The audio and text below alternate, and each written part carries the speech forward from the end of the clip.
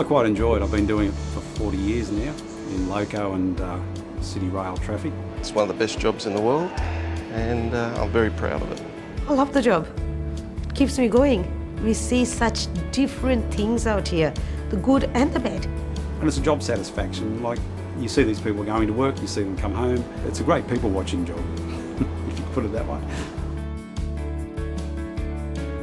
I've gone through a few traumatic experiences like near misses. I've gone through attended fatalities. I've been part of assaults where I've been assaulted or I've witnessed assaults.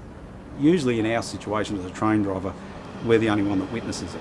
And that's probably a big factor in the causes of trauma. I think after a number of critical incidents, it's not unusual for people to become more emotive and reactionary to everyday work practices and people outside. Sometimes you can feel high, you can feel low, you're questioning yourself all the time. You do tend to withdraw a little bit. You don't want to be reminded too much of it. You're not feeling yourself and you snap at people. So you do have trouble sleeping. Once you do get to sleep, it's usually on daybreak. If you wake early before the sun, that's when the memories of it tend to come back. Most rail workers will experience or witness a fatality or a near miss at some point in their working lives. There's an obligation on all of us to ensure these workers know that they don't have to pick up the pieces on their own, and that we will be there with them to ensure that they can get back to work as soon as they can. Most of my work colleagues that have experienced this sort of trauma do understand. In fact, usually after a critical incident, they're usually the first port of call, and straight away they're aware of what you feel. Some people need help there and then. Some people might not need help for a couple of days. We're all different, and but there's always help there for us all. Support from family and friends is absolutely critical, because they're the first point of contact after the incident usually, and that's when you're vulnerable. You sit in that little cab of your own, and little problems become big problems, and they fester into bigger ones, and before you know it, you've got problems on your hand. If you seek any help whatsoever, that's certainly not a sign of weakness. It's actually being very smart. It indicates that you know your limits and your abilities to take care of yourself, and it will help you in the long term. The moment you accept the fact that we've seen horrifying things out there, and it's actually strength to accept it. Denying it is weakness. Don't let it eat away at your soul. Go and talk to someone. Talk to your friends, talk to your family or your partner, and they might suggest counselling, or that might be just enough at the end of the day just to talk to someone about it. It's incredibly important for supervisors to not just provide effective support, but be genuine about it, and be genuine to your workforce about the fact that the support is there and that you do want to help and get them back on the job as soon as you can. Hi Jack, it's Ian. Yeah, just checking in with you about that incident this morning and see how you're doing. Anything I can do? Okay. Yeah, right. Let's catch up when you get in the office. Yeah, I'm available whenever you're ready. Great. And if I don't catch you this afternoon, is it all right if I call you on the mobile later? Great, mate. Thanks, mate. See ya. Bye. So how are you feeling? I know you were one of the first on the scene this morning. Yeah, it wasn't easy. It's the first time I had to deal with anything like that, so it was pretty full on. I mean, I kind of expected it to be, but I still feel pretty shaky. Hey, that's only to be expected under the circumstances. That would be confronting to anyone. Yeah, it's a tough job sometimes. So what do you think you might want to do this afternoon? You think you might want to head home?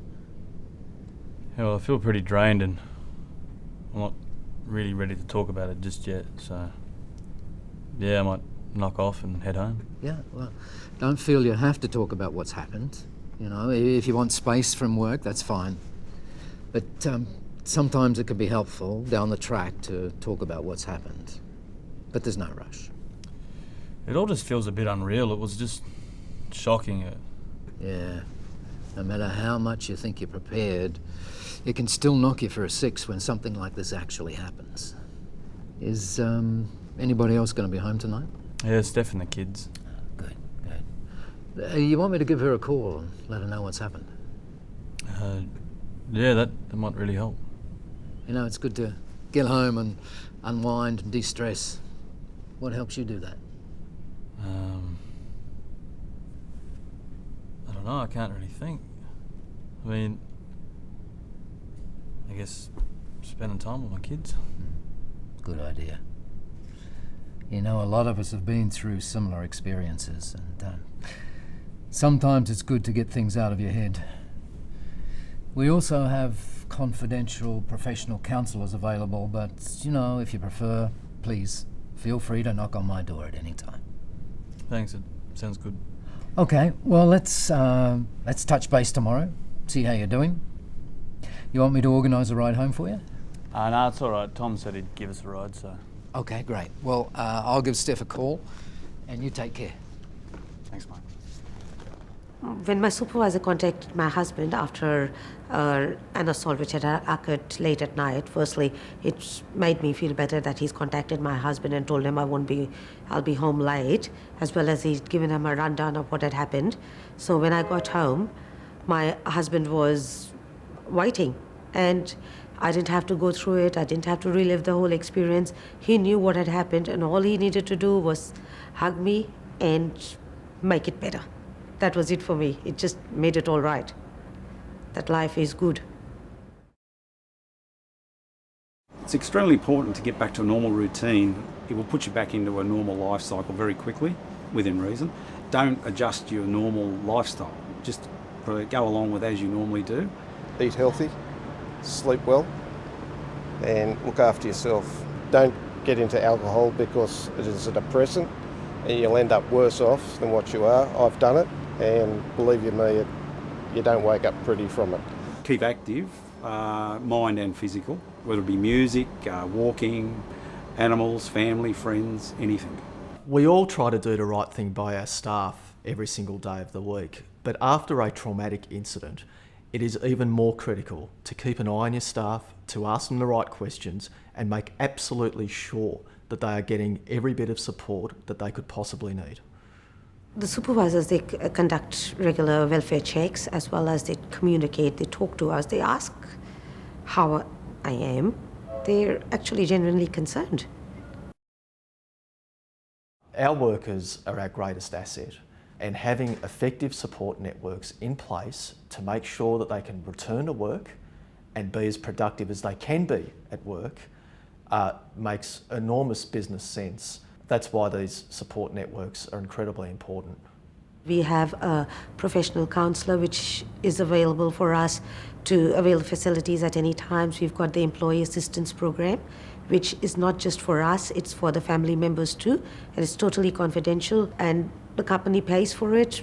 They don't even know who's availing the facilities. Whereas once these matters were too hard to deal with, they aren't anymore. The perception has changed, our responses have changed, and workers can be all the better for it if they make use of those services. The evidence clearly shows that most people can return back to work if they receive the support that they need in their particular situation. That's very important to remember.